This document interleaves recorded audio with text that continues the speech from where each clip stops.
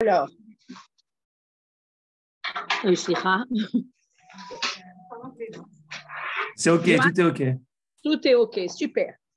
Alors, Boker Tov les Koulam. Tov. Boker Tov. Shavua Tov. Et on ne s'est pas vu la semaine dernière parce que c'était la veille de Shavuot. Et en fait, on a commencé un nouveau livre. C'est le livre de Bamidbar. Le livre de Bamidbar, en fait, vient nous parler de ce qui se passe lorsqu'on est en chemin. On a reçu la Torah au Har Sinaï et après, on a eu la présence divine dans le Mishkan, c'est tout le Sefer Vayikra, comment la présence divine se réside parmi nous. En fait, c'est le but du peuple d'Israël, que le cœur de notre vie, c'est la présence divine. C'est tout le Sefer Vayikra. Maintenant, après tous ces grands idéaux, quand on a des idéaux, en fait, tout le gros problème, c'est de les mettre à exécution. Parce qu'on peut être très élevé, on peut se lever le matin avec de grandes décisions, d'avoir de bonnes résolutions. Et finalement, la vie de tous les jours, elle n'est pas toujours très facile. Et on se retrouve avec des mashberim. Des mashberim, c'est-à-dire des crises. Et en fait, le Sefer Bamidbar, qui est le Sefer du désert, c'est le Sefer où on va voir que le peuple d'Israël va faire face à énormément de problèmes, une chose après l'autre. Et c'est en fait, c'est inévitable. On vit dans un monde où on doit avoir les pieds sur terre et très souvent, avoir les pieds sur terre. Si on est dans les cieux, ce n'est pas très compliqué. Les anges, ils n'ont pas de problème. Ils vivent un monde idéal, mais quand on a les pieds sur terre, on se rend compte que ce n'est pas très facile de vivre un équilibre entre la tête dans les cieux et les pieds sur terre. Et là, tout le Sefer Bamidbar va nous faire prendre conscience qu'à faire réaliser tous nos idéaux dans un monde qui est un monde matériel va nous demander énormément d'efforts. Et c'est en fait le livre qui va nous amener à, et on en parlera, Bezrat Hashem, à faire face à toutes sortes de problèmes. Des problèmes de l'extérieur, ceux qui nous attaquent de l'extérieur, on connaît, Bédiouk, ceux qui nous attaquent de l'intérieur, on connaît aussi, Ken, comme Korach, exactement, de venir et de dire pourquoi est-ce qu'on a besoin d'aller en Eretz Israël? On est très bien dans le Midbar, on est très bien en Galout. À quoi ça sert de venir en Eretz Israël? C'est tellement problématique. Il faut faire les guerres, il faut faire ci. Ça fait partie, pas seulement à la génération du désert, mais ça fait partie de la vie de toutes les générations. Là, je voudrais qu'on étudie en fait la paracha qu'on a lue la semaine dernière, le Shabbat dernier, hier. On a lu la paracha de Nasso. Et dans la paracha de Nasso, on parle de quelque chose que tout le monde connaît, c'est le nazir. Je ne sais pas comment on dit le nazir en hébreu. Le nazira, il dit c'est le nazir, le nazira. Bon, alors on va commencer un petit peu à lire les psukim. L'ermite, c'est la 7, il y a fait. Et on va essayer par le biais du Rav Kashtiel à comprendre toute cette histoire du Nazira qui, à mon avis, est vraiment, vous allez voir, c'est assez passionnant. Dans le chapitre 6 de la paracha de Nasso, l'Éternel parla à Moïse, parle aux enfants d'Israël et dis-leur, si un homme ou une femme fait expressément vœu de Nazira, voulant s'abstenir en l'honneur de l'Éternel, il s'abstiendra de vin, de boissons enivrantes, ne boira ni vinaigre de vin, ni vinaigre de liqueur, ni une infusion quelconque de raisin, et ne mangera point de raisin frais et sec. Ce qui est intéressant, moi, c'est la première fois que je vois, c'est que même les femmes, vous saviez, même les femmes peuvent être nésirotes.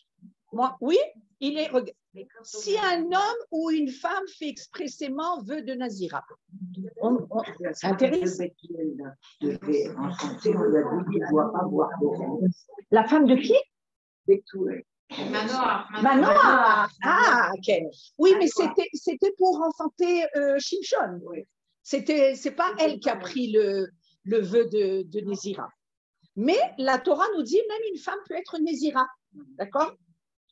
Tout le temps de son abstinence, il ne mangera donc d'aucun produit de la vigne, depuis les pépins jusqu'à l'enveloppe. Première interdiction, de ne pas manger, ne pas boire de vin, ne pas manger tout ce qui est raisin. D'accord? Après, tout le temps stipulé pour son Nézira, le rasoir ne doit pas effleurer sa tête. Jusqu'au terme des jours où il veut s'abstenir pour l'Éternel, il doit rester sain. Donc, ils n'ont pas le droit de se couper les cheveux. Laisser croître librement la chevelure de sa tête. Tout le temps de cette abstinence en l'honneur d'Éternel, il ne doit pas approcher d'un corps mort. Pour son père et sa mère, pour son frère et sa sœur, pour cela même, il ne se souillera point à leur mort, car l'auréole de son Dieu est sur sa tête. Donc, on a vu, il y a 3 choses interdites pour le nazir. Ne pas manger, ne pas boire de vin, ne pas s'impurifier au niveau des morts, même pour les gens les plus proches, alors que les Kohanim, ils n'ont pas le droit de s'impurifier pour les gens les plus proches qui sont morts, mais pour les gens proches, les Kohanim ont le droit. Tandis que le nazir, il n'a pas le droit. D'accord? Et ne pas se couper les cheveux. Hein? Oui, c'est plus facile, mais vous allez voir qu'il y a un moment où c'est moins facile. Regardez. Tant qu'il portera cette auréole, il est consacré à l'Éternel. C'est-à-dire, mamash, consacré Zekadosh. Il est comme un saint, comme un Kohen. On va voir. Plus encore.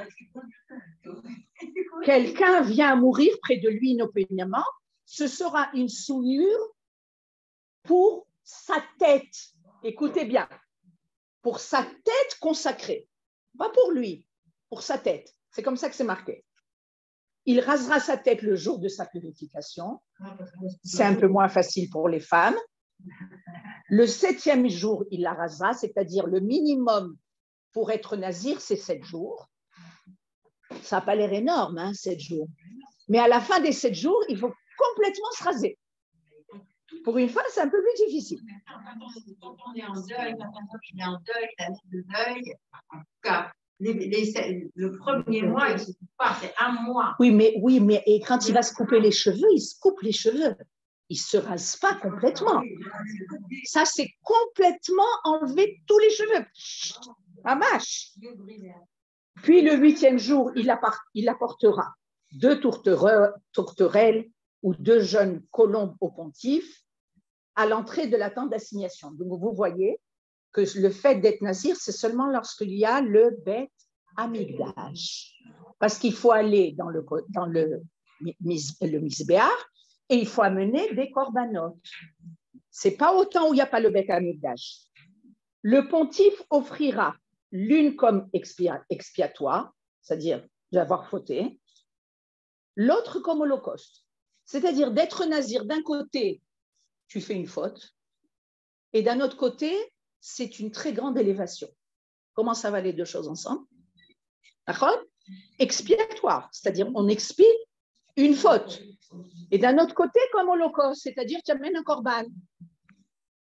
Et fera expiation pour lui du péché qu'il a commis par ce cadavre, et il consacrera de nouveau sa chevelure en ce jour, c'est-à-dire ou Mekadesh, il consacre quoi? Sa chevelure, c'est-à-dire les cheveux deviennent kadosh. Le nazir qui a laissé pousser ses cheveux, il les coupe, alors vous allez voir, qui est kadosh. Il y a féméod. Il vouera au Seigneur la même période d'abstinence. Il offrira un agneau âgé d'1 an comme délictif pour les jours antérieurs. Or, voici la règle du Nazir. Bon, ça, c'est les corbanotes. Et après, regardez ce qu'il dit. Alors, le Nazir rasera à l'entrée de la tente d'assignation sa tête consacrée à Rosh, à Kadosh. Il prendra cette chevelure consacrée.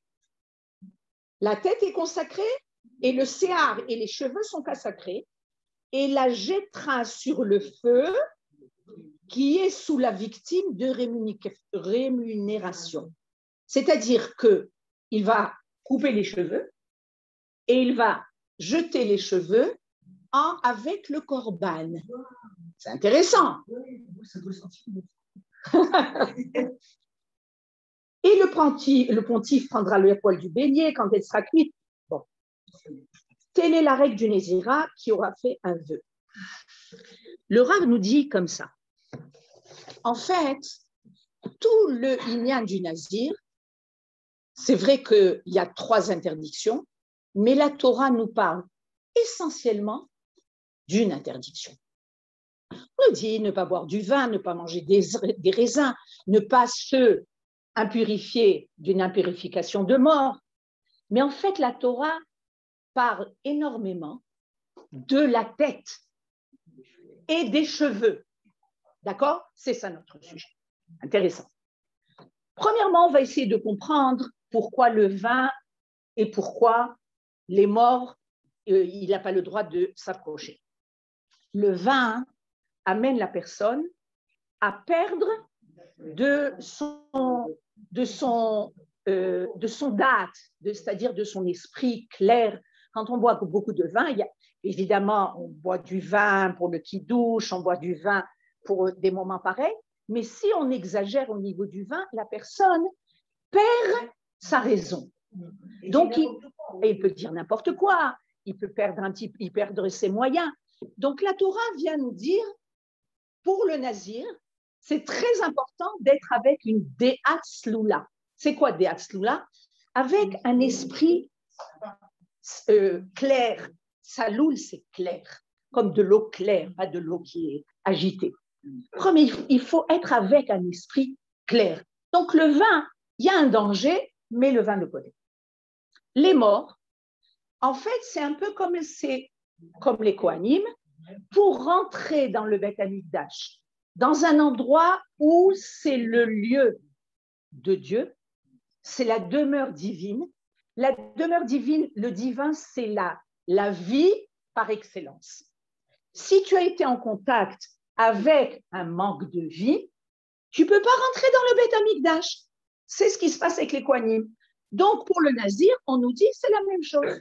Tu deviens Kadosh comme le Kohen. Comme disait Tzipora, même plus que le Kohen. Parce qu'il n'a pas le droit de s'impurifier pour les gens même les plus proches. Et le Kohen a le droit de boire du vin. D'accord? Le Kohen a le droit de se couper les cheveux. Donc, c'est un échelon qui... Le Nazir, il n'est pas marqué qu'il ne se marie pas. Il n'est pas marqué qu'il ne se marie pas. Le Nazir, il a 3 interdictions. Il ne faut pas lui rajouter plus. Et on nous dit encore plus que ça, que ces 3 interdictions, on nous dit une des raisons pour lesquelles il doit amener un korban, c'est pour expier sa faute. Pourquoi? Parce qu'Akadosh Baruch Hu, il nous dit, je vous ai donné un monde avec des bonnes choses. Ne rajoutez pas, on a déjà beaucoup d'interdictions dans la Torah. Okay? Ne rajoutez pas d'interdictions. Ce que je vous ai donné, ça suffit. Donc le Nazir, à un certain point de vue, il est dans un côté où il se met un petit peu à l'écart du monde de Dieu et on va voir pourquoi. D'accord? Et alors,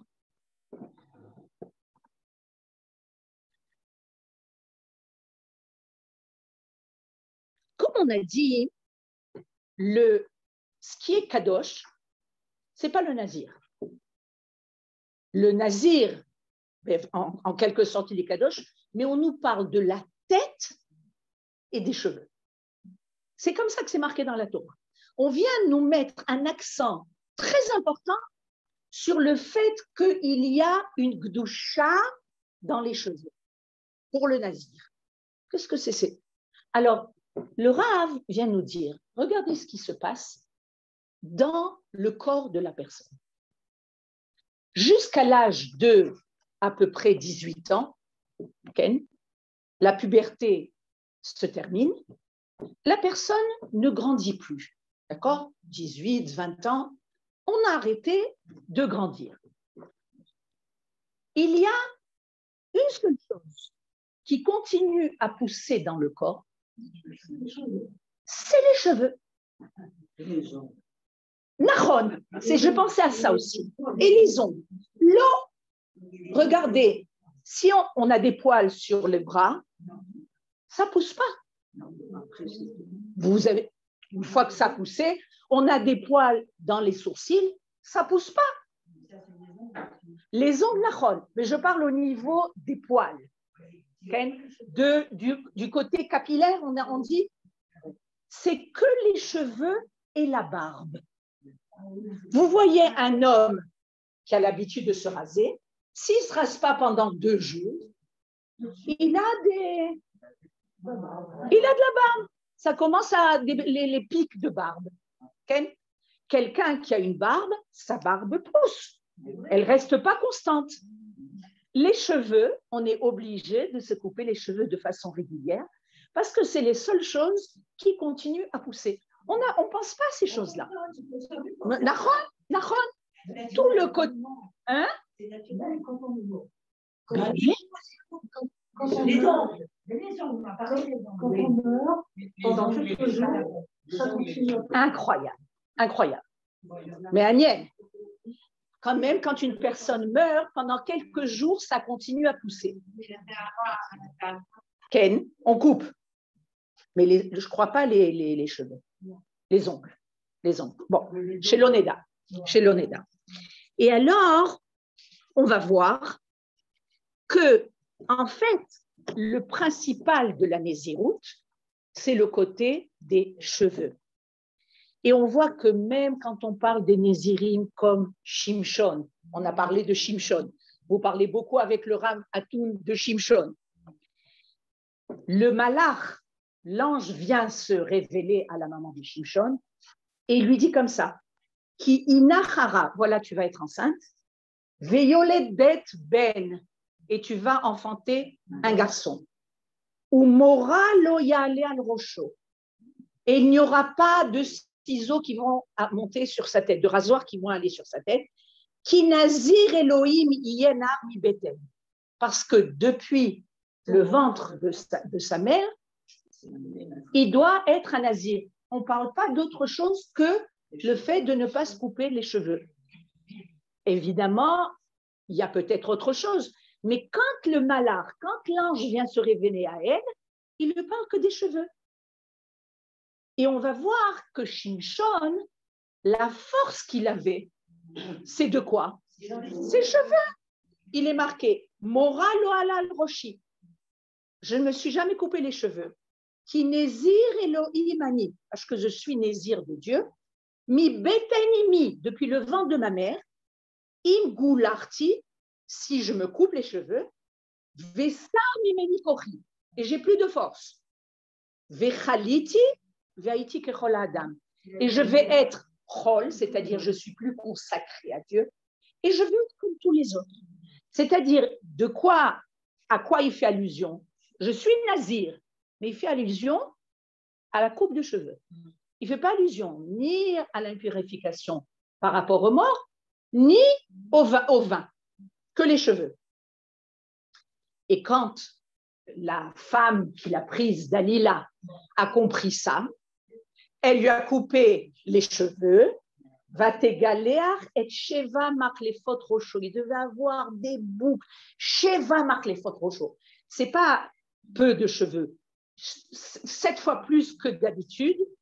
Vatachela Noto, elle a commencé à lui faire du mal. Vayassar kocho mi'alav. Dès qu'il n'a plus de cheveux, il n'a plus eu de force. D'accord? On voit l'importance d'Afra du côté des cheveux. Et Chana, la mère de Shmuel, la même chose. Shmuel va naître et il va être nazir. Et Natativ Lachem Kol Yemei Chayav. Et je vais le consacrer à Dieu toute sa vie. Vemora lo ya'ale al rosho. C'est-à-dire, quand on parle de nazir, on parle essentiellement des cheveux, de la coupe de cheveux. Et on voit qu'en fait, le côté de nazir, de ne pas se couper les cheveux, vient nous faire allusion à un côté de anaga, c'est-à-dire de force.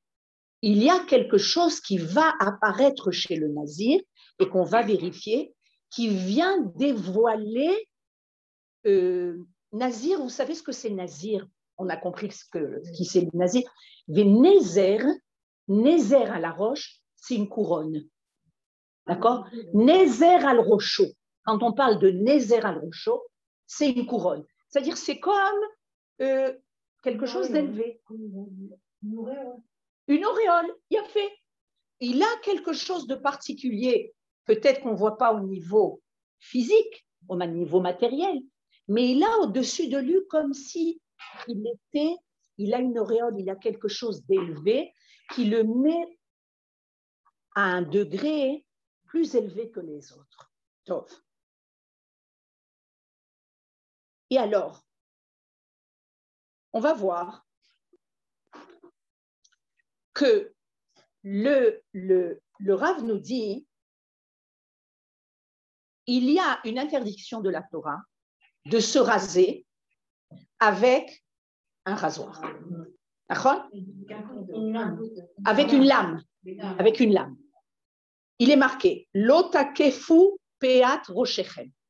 Vous n'allez pas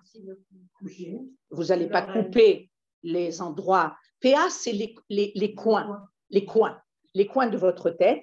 Velo tashrit et peat ziknecha. Et tu ne dois pas les ashrit, c'est-à-dire abîmer les coins de ton zakat. Alors, d'après ce que j'ai compris, c'est là et c'est là. C'est-à-dire, en fait, selon la Torah, une personne doit laisser son zakat. C'est-à-dire, c'est quelque chose, on va voir pourquoi. Bien sûr. Il est présent à la télévision avec ses paillotes et tout, avec beaucoup. Il est reporter. Yair, bien sûr, bien sûr. Il a les péotes. Oui, Nicole. Je comprends très bien quand on prend de l'âge. Mais quand on voit des tout petits enfants de 2 ans, je ne comprends pas ce que c'est les coins de la barbe. J'ai des enfants petits comme ça. Ben, justement, c'est pour les habituer à la mitzvah. C'est les habituer à la mitzvah de ne pas, étant donné qu'ils ont peur de couper là où il y a les coins, les os en bas des tempes, alors ils les habituent. C'est pour ça. Alors, là, les cheveux vient représenter tout ce qui est tsmicha. Mazit tsmicha, la croissance chez l'homme. On a dit que les seuls endroits qui continuent à pousser dans l'homme, c'est les cheveux. Et alors ça a une signification beaucoup plus profonde que quelque chose de matériel. Les cheveux poussent, asma. Et c'est intéressant que les cheveux poussent. Où est-ce qu'ils poussent les cheveux? Sur la tête. La tête, c'est le centre de la date, de l'intelligence de la personne, du sechel. Les cheveux ne poussent pas. Ils poussent sur la tête et ils poussent sur le visage. Dans les autres endroits, ils ne poussent pas. Il y a des poils, mais ils ne poussent pas. Et alors, le Rav Kook nous dit comme ça. Begadlut amarshava mitztayeret aruchaniut shel hachokma elyona. Il vient nous dire qu'en fait, les cheveux qui poussent sur la tête représentent les marshavot, c'est-à-dire les pensées. Et le zakan qui pousse vers le bas, le zakan pousse vers le bas, représente les retsonotes, C'est quoi les retsonotes? C'est les volontés de la personne. C'est-à-dire, il y a un côté qui est un côté au niveau de la marshava et un côté de la ratson, c'est-à-dire que la marshava, que les pensées de l'homme ne restent pas déconnectées de la volonté de l'homme. C'est-à-dire, on peut avoir de grandes pensées, mais elles restent stériles. Elles restent complètement déconnectées, complètement coupées d'un monde qui est un monde de asiya. C'est-à-dire, le ratson, il y a la marshava. La marshava, c'est quelque chose d'élevé. C'est-à-dire, on vient recevoir. Plus on va être élevé, plus on va recevoir et on va vouloir s'élever vers un monde qui est un monde élevé, un monde divin. Okay? Maintenant, ce monde divin, on ne veut pas qu'il reste dans des sphères élevées et qui n'ont pas de contact avec un monde matériel, un monde de volonté. On veut que toutes ces pensées divines qu'on a, elles viennent avoir des assises, elles viennent se révéler dans un monde de ratson. C'est quoi ratson? Ratson, c'est la volonté. Ratson, ça vient du mot ratz. Comment? Courir. C'est-à-dire, lorsque quelqu'un n'a pas de volonté, qu'est-ce qui se passe? Il n'a pas de force. On voit la différence entre les jeunes et les personnes âgées. En général, les jeunes ont beaucoup moins de force que les personnes âgées. Pourquoi? Parce qu'elles n'ont pas de volonté. Je ne parle pas de l'âge de l'adolescence, où ils sont tout le temps fatigués. Regarde, mais tu es jeune, tu as 17, 18 ans, tu as des forces, tu as des muscles. Enli Kohar. Oh, mes enfants, ils ne savent pas le français, mais ils savaient une phrase. Je suis crevé. Je suis crevé. Tu as crevé, tu as 17 ans, 18 ans, tu es crevé.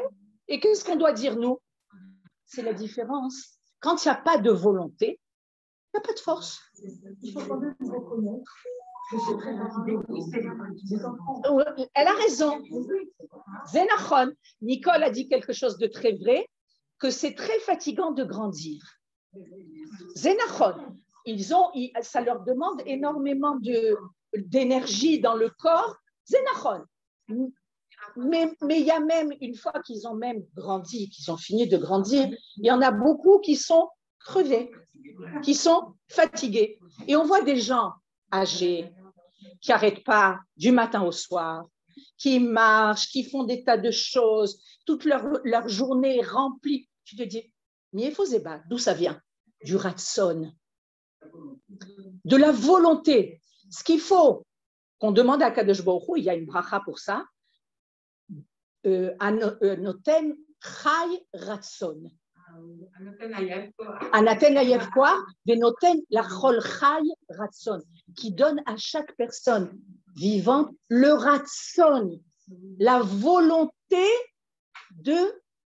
d'avancer, de courir. Mais si on n'a pas de volonté, on ne se rase pas. Comment? On ne se rase pas, c'est fatigant de se raser. Oui, ça c'est au niveau matériel.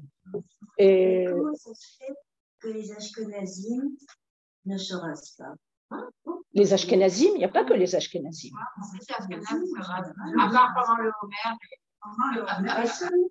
Non, en fait, on va voir par cette étude, on va voir qu'il y a un rapport.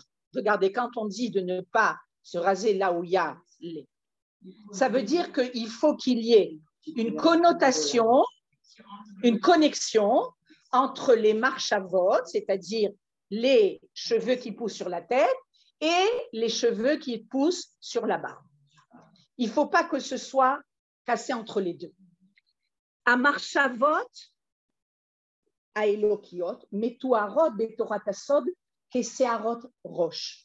C'est-à-dire les pensées divines sont traduites dans la Torah, sont représentées par les seharot roche, c'est-à-dire par les cheveux de la tête ve'aretzonot kesearot hazakan. Ce qu'on vient de dire. Et searot hazakan sont chot klapi mata. Les poils de la barbe vont vers le bas. Ve'mesamlot et papirut animshach mi'aikronot kamachavatim. Et ça représente en fait le détail de toutes les marchavot que la personne a et qui va être détaillé de façon très claire, très précise dans la vie de tous les jours. Top. Et searot hazakan asur lashrit. Il y a en fait un degré qui est important que de ne pas se couper la barbe. Bon, tout le monde n'est pas à ce degré-là, mais on voit des gens qui sont bémets dans la Torah. Tu ne vas pas voir un rave sans zakan. C'est très rare. Et searot hazakan asur lashrit. On ne doit pas couper les searot hazakan. Klomar, et retzonot haelokim atmunim ba'adam asur legadia. C'est-à-dire pourquoi? Ça vient représenter la volonté, toutes les volontés que l'homme a en lui, il ne faut pas les couper. Yesh makom leatzvam velesadram. Quand il y a d'afka, une importance à arranger, à vérifier toutes ces retzonot, à vérifier, à faire de l'ordre entre la marshava et le ratson. Que la marshava, souvent la marshava n'est pas organisée. On a souvent en nous des idées, bonne journée, Shavuot. On a des idées, on a des pensées, quelque chose qui n'est pas organisé. C'est un peu flou. Quand elles vont, toutes ces marchavot, vont descendre, entre guillemets, dans un monde de retzonot, il faut les sader otam. Il faut les arranger de telle façon qu'elles puissent avoir une importance dans la vie de tous les jours. On n'a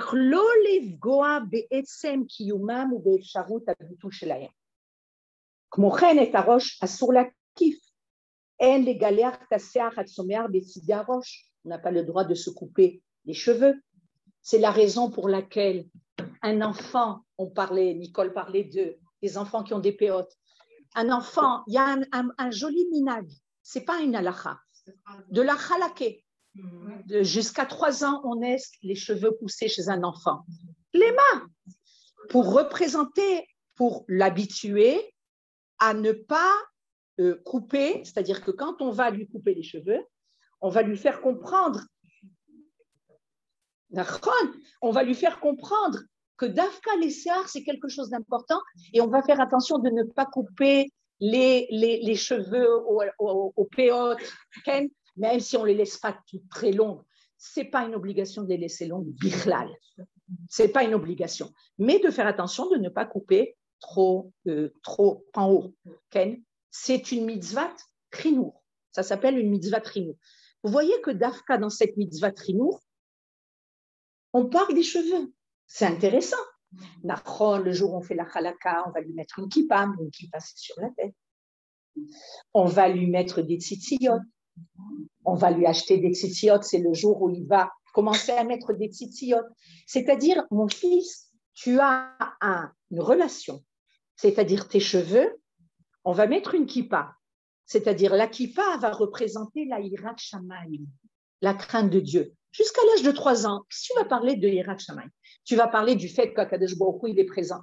Ce n'est pas le moment. À l'âge de 3 ans, on commence à avoir mitzvah trinour. On lui met la kippa sur la tête. Et on fait en sorte de lui faire comprendre qu'on coupe les cheveux, mais on ne coupe pas là où il y a les péotes. C'est-à-dire, c'est ma mâche pour lui faire prendre conscience que les cheveux ont une importance.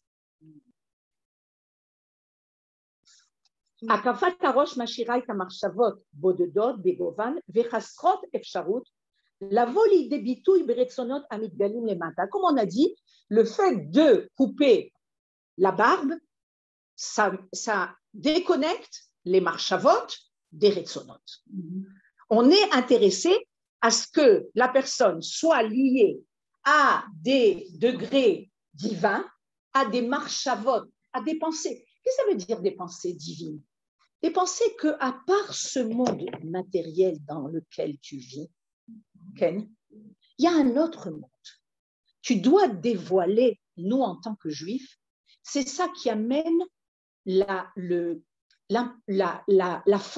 force de vie. On a un monde qui est un monde matériel. Notre corps nous demande énormément, il a beaucoup de besoins. Et on s'occupe des besoins du corps sans arrêt. On fait à manger, on s'occupe de la maison, on va acheter des habits, hein, on se lave, on dort.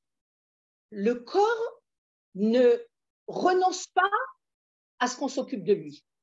D'un côté, heureusement, parce que si on ne s'occupait pas de notre corps, ben, on se sentirait pas bien et en fait, on serait faible si on ne mange pas. Une personne ne mange pas, ben, elle est faible. Si elle est faible, elle n'arrive pas à vivre de façon harmonieuse. Alors, Akadosh Baruch Hu, il a mis dans le corps des besoins qui sont des besoins très présents. Des besoins très présents, mais des fois, c'est trop. Voilà. Il ne faut pas trop exagérer. Il y a des besoins. Aval, sache qu'il y a d'autres besoins que les besoins matériels. Il y a aussi des besoins de l'âme. Parce que en toi, tu as le corps, mais tu as ton âme. Maintenant, l'âme, si on ne prend pas conscience qu'on a une âme, on peut se suffire constamment aux besoins matériels. La Torah vient nous faire prendre conscience. Les cheveux, ils poussent sur la tête. Les femmes, elles se couvrent la tête. Les hommes, ils mettent une kippa. Sur la tête, il y a les tefilines. C'est-à-dire, il y a énormément de choses qui se passent par la tête. Le zakan, c'est dans la panime. C'est quoi les panimes? Les panimes, c'est le visage, mais c'est le mot pnim. C'est l'intériorité. C'est-à-dire, il faut comprendre que sans arrêt, la Torah vient nous faire prendre conscience qu'il y a un monde que tu ne dois pas négliger qui s'appelle le monde de la Neshama, le monde des Marshavot et Lokiyot. Alors, le Nazir vient mettre au centre donc de son Nézira les cheveux. Et atzmicha matmedet chez la Marshavot ve'aretzonot hatovim. C'est-à-dire que le plus important chez le Nazir, c'est le fait de ne pas se couper les cheveux. Vous savez qu'il y avait un Rav qui s'appelait le Rav Nazir. Le Rav Nazir, c'était le Rav Kook. Il avait 3 élèves. Il avait son fils, le Rav Tzvi Yehuda Kook. Il avait le Rav Harlap, qui était le Rav de Sha'arei Chesed, pas loin d'ici, près de Rechavia. Et il avait le Rav Anazir. Le Rav Anazir, il s'appelait le Rav Chaim Cohen, mais tout le monde l'appelait le Rav Anazir. C'était quelqu'un, d'après il était de France. Il est arrivé à un jeune âge. Il avait fait des études très, très poussées en philosophie.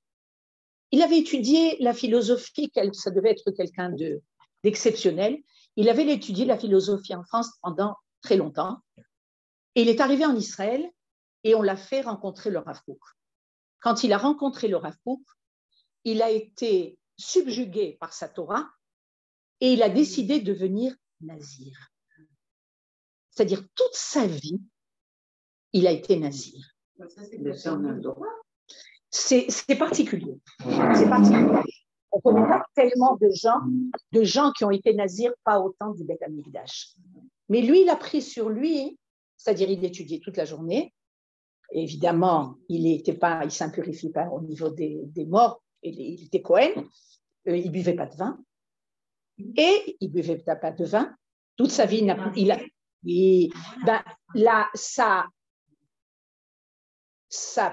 son arrière-petite-fille, elle est mariée avec mon neveu, Ken.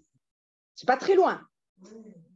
Et il avait des cheveux, bon, imaginez-vous, il est décédé à l'âge de 90 ou plus, il avait des cheveux qui poussaient. Top. Alors maintenant, on va comprendre Mais est-ce que Dieu aimait les nazirs? Alors justement, on vient nous dire que le nazir, il est d'un côté, c'est une faute, et d'un autre côté, il a une élévation particulière. Pourquoi? Parce que le jour où il va arrêter d'être nazir, il va amener un corban. D'accord? Maintenant, ce corban, il est particulier. Il ressemble au corban Toda. Vous savez ce que c'est le corban Toda? C'est un corban quand quelqu'un veut remercier Akadosh Baruch Hu, il s'est passé quelque chose, il veut faire une messiba Todaya. Okay? Au temps du Beth Amikdash, il devait amener 40 pains. D'accord? Maintenant, c'est beaucoup. Maintenant, il devait amener 40 pains. Et ces 40 pains, il devait les terminer avant le coucher du soleil. Il y avait un laps de temps. Alors, qu'est-ce qu'il faisait? Il ne pouvait pas terminer. Il amenait énormément de monde. Il invitait énormément de gens pour l'aider à manger tous ces pains-là. 40 pains, il faut les manger. C'est un corban. Donc, ça faisait Pirsum Anes. C'est-à-dire que les gens, ils étaient invités et évidemment, ils lui disaient, dis-moi, pourquoi tu fais un corban Toda? Et il racontait. Maintenant, le corban du nazir ressemble au corban Toda. Pourquoi? Le corban que le nazir devait amener au Beth Amikdash, il avait un laps de temps où il devait manger de ce corban. Il y avait, je ne sais pas s'il n'y avait pas autant de pain, mais il y avait quand même une grande quantité. Donc, il invitait énormément de gens. Et la Torah nous dit qu'en fait, le nazir, il prend sur lui une shlichut, c'est-à-dire un rôle d'élever. Il ne fait pas ça seulement pour lui-même. Il a une shlichut, comment on dit une shlichut en hébreu? Une mission. Il a une mission d'élever le peuple. C'est-à-dire qu'il faut comprendre qu'on est un peuple. Notre peuple d'Israël, c'est comme un corps. Il y a souvent le corps du peuple d'Israël qui est assez ancré vers le bas. Qu'il y a beaucoup de besoins matériels. Il y a peut-être il y a des choses qui ne sont pas extraordinaires. Pour arriver à ce qu'il y ait un équilibre dans ce peuple, il y a des gens qui prennent sur eux-mêmes le fait d'élever le peuple entier. On a toujours l'impression que le nazir, c'est seulement pour expier des fautes à lui-même. Mais le nazir vient expier, c'est pas expier, c'est essayer de rééquilibrer ce corps qui de temps en temps pousse trop vers le bas. Alors qu'est-ce qu'il fait? Si le corps pousse trop vers le bas, il va y avoir des gens qui s'appellent des nazirim qui vont pousser vers le haut. Le fait d'avoir, c'est comme ça que ça se passe dans le peuple d'Israël. Le peuple d'Israël, c'est une unité. On est dans cette unité, c'est comme dans un corps. On a besoin de jambes, on a besoin de bras, on a besoin de poumons, on a besoin de tête. Il y a toutes sortes de personnes qui remplissent ces fonctions. Et si on n'avait pas des gens qui s'occupaient des côtés matériels, les jambes, elles sont par terre, mais elles nous donnent aussi une possibilité de tenir droit, de se déplacer. Mais en fait, on ne peut pas dire, ouais, pourquoi celui-là, il s'occupe sans arrêt de choses matérielles? C'est son rôle. S'il est lié avec le peuple d'Israël, s'il comprend qu'il fait partie d'un tout, d'une entité, c'est Bessader Gamon. Chacun a son rôle. Tu ne peux pas demander à tout le monde d'être médecin. Tu ne peux pas demander à tout le monde d'être agriculteur. Chacun a son rôle. Mais la Torah vient nous dire, le nazir ou shaliach tzibour. il a une mission d'élever le peuple d'Israël. Et en fait, c'est pour ça qu'on nous dit Nazir, ça vient du mot Nézer. Ça vient du mot couronne. Il a au-dessus de lui une couronne, qui est une couronne virtuelle peut-être, qu'on ne voit pas, mais qui vient amener au peuple d'Israël une élévation qui est indispensable pour le peuple. Il y a des moments, c'est ce que la Torah vient nous faire prendre conscience dans le Sefer Bamidbar. Oui. Il y a une grande génération, par exemple, à Cannes, qui dit Quelle? en particulier ce qu'on peut considérer comme des nazis. Non, pas du tout. On les considère comme... Il n'y a pas de nazirim de nos jours. De toutes les façons, même quand je vous ai parlé du nazir, il s'appelait le Rav Nazir, mais ce n'était pas comme au temps du Beth Amikdash. Il a pris sur lui parce qu'il voulait se consacrer à Dieu et tout ça, mais ce n'est pas un véritable nazir. Parce qu'un véritable nazir, d'abord, c'est pour un certain temps.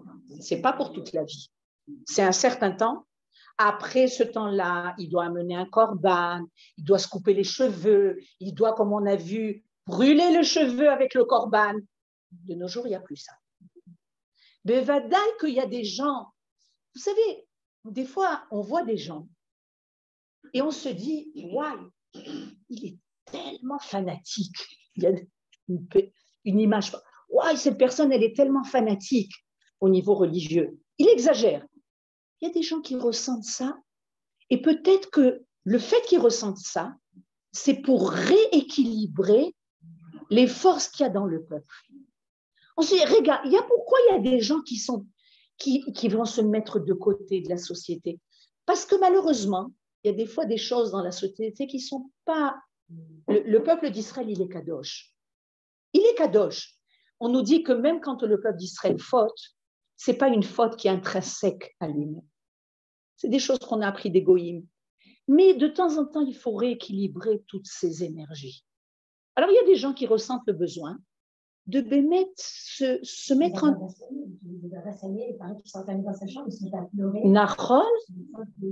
Nachon. Pourquoi? Parce qu'il sentait en lui toutes les forces du peuple d'Israël. C'est très bien ce que vous dites. Parce que quand on parle de Baba Sélé, je me rappelle, j'avais lu un livre comme ça sur le Baba Sélé, le Rav Mordechai Eliaou.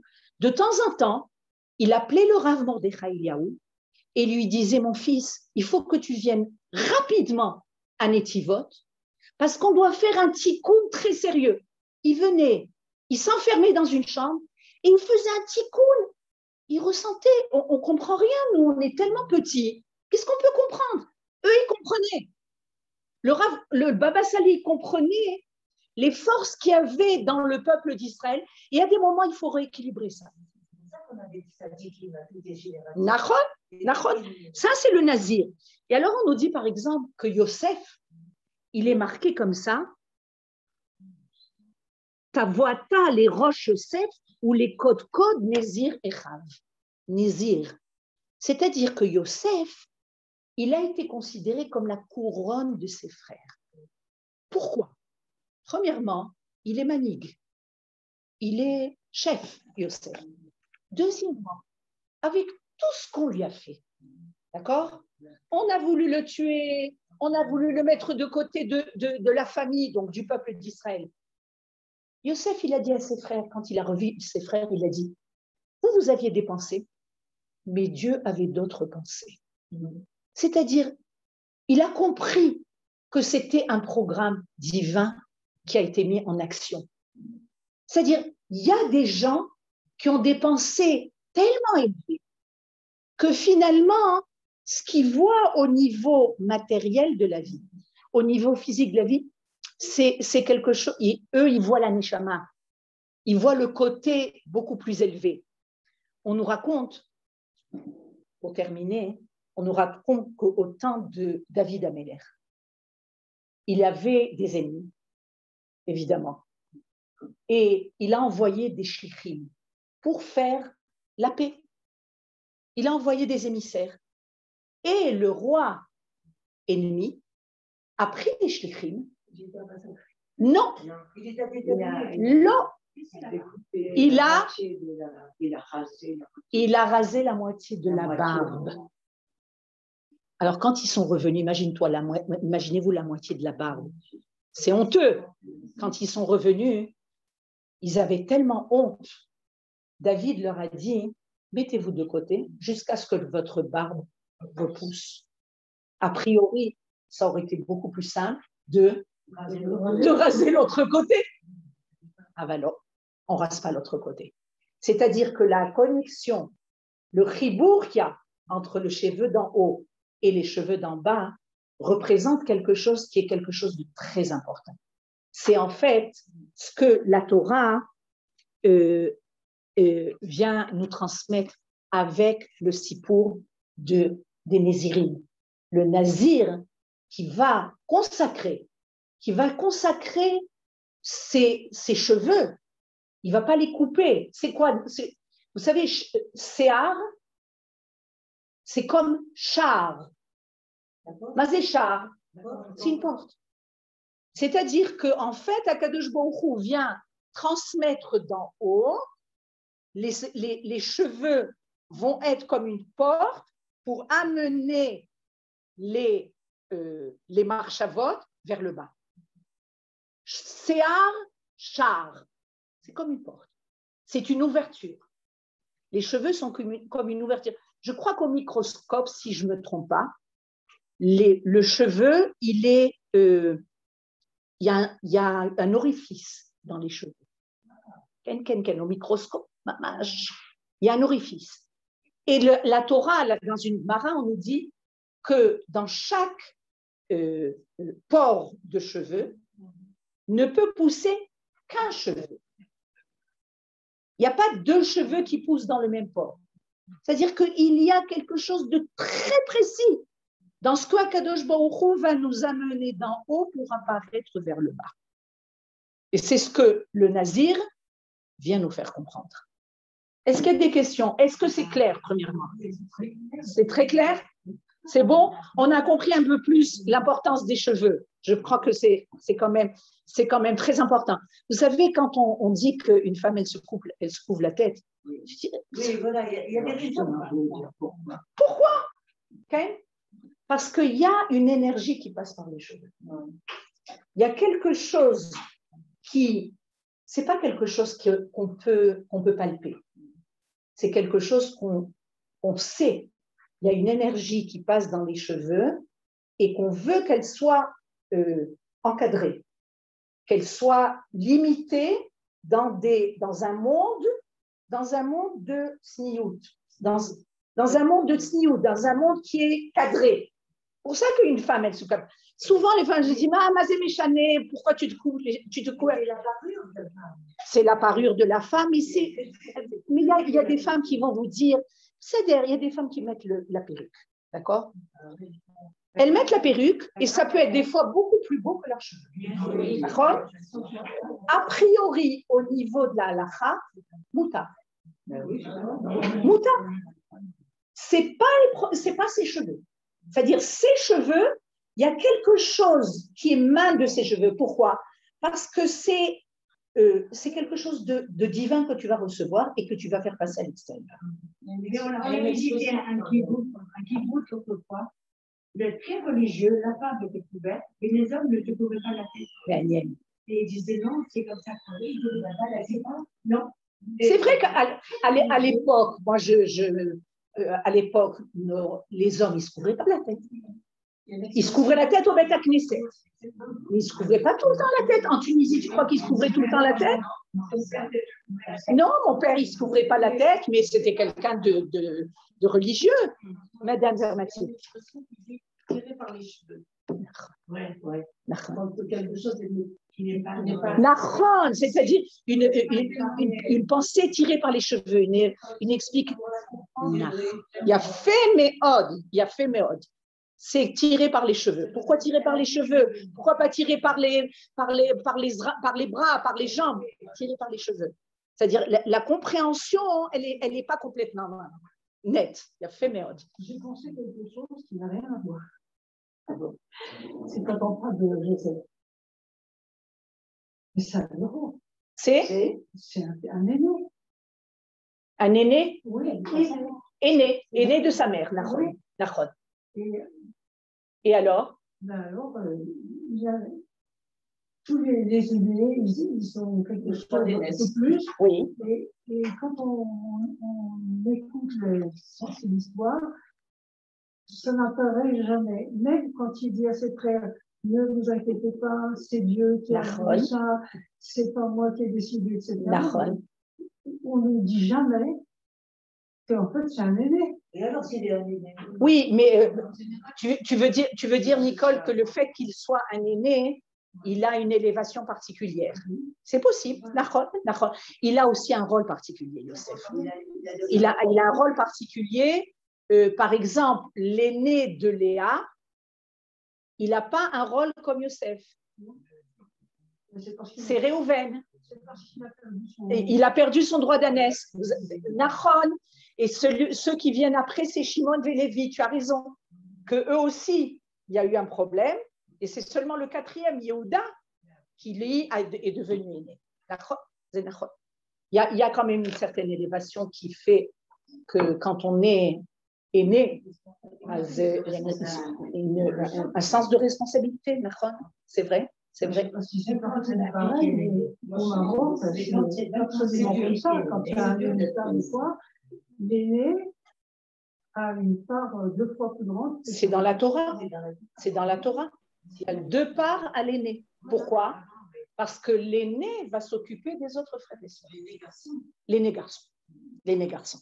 Parce que selon la Torah, c'est comme ça. On se dit, oui, mais lui va recevoir plus. Oui, mais comme il est aîné, il va s'occuper de sa famille. C'est-à-dire qu'un aîné qui a sens des responsabilités, il sait que ce qu'il va recevoir, c'est pour faire du bien à tous ses frères et sœurs qui seront peut-être dans le besoin. Ce n'est pas pour garder en lui-même. Par exemple, les hommes, ils sont chauds, les hommes, même jeunes, ils sont chauds. C'est un message, là, est-ce qu'on va tirer une leçon de ça? Pour eux, c'est pas un message. C'est intéressant. C'est intéressant. C'est vrai que les hommes perdent leurs cheveux beaucoup plus que les femmes. Nachon, les hommes sont beaucoup plus chauves que les femmes. C'est intéressant, une bonne question. Comment? C'est devenu à la mode maintenant, les hommes qui ont complètement la tête. Oui, ça il se rase. C'est une bonne question. Sheyeh Shavu Tov à tout le monde.